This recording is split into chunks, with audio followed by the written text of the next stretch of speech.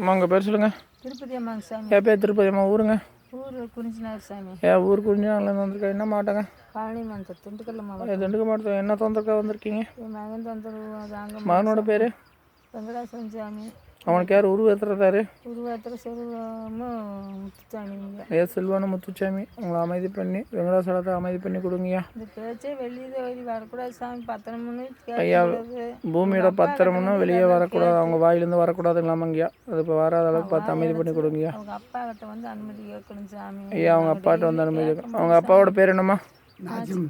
ஏன் நாச்சிமுத்துட்டு வந்து என்னென்ன அனுமதி கேட்கணுமா? என்னன்னு அவங்களை கேட்டு எதாவது செய்கிற மாதிரி தான் பார்க்கணும். எது இருந்தாலும் நாச்சிமுத்து கேட்டு செய்கிற மாதிரி தான் அவங்க பார்க்கணுங்களாமா. அதாம்மா, நாச்சிமுத்து விட்டு உங்கள்கிட்ட தானே வந்து பத்திரம் கொடுன்னு கேட்குறாங்க, அனுமதி தானே கேட்குறாங்க. அதெல்லாம் கொடுக்க முடியாது சாமி.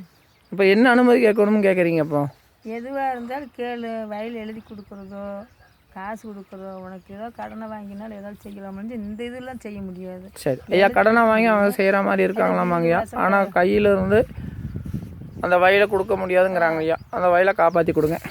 ஆமாம், அந்த வயல் பேச்சு அவன் எடுக்காத அளவுக்கு பார்த்து பண்ணி கொடுங்க. பேச்சே வரக்கூடாது, வாய் அடைச்சிடும் சாமி. நம்ம என்ன சொல்லணுமோ அதுதான் அவங்க கேட்கணும். அவங்ககிட்ட கேட்டு வந்தான்னு நம்ம வீடும் கூட எல்லாம் பொழைச்சாச்சு. அக்கா வீட்டில் உட்காந்துக்கிட்டு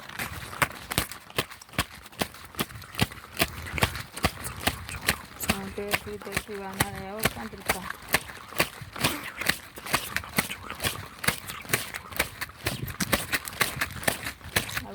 சிங்கத்துக்கிட்ட 20 ரூபாய்க்கு மேலே எவ்வளோ வைக்கிறோமா? 30 ரூபா வச்சுருக்கேன்.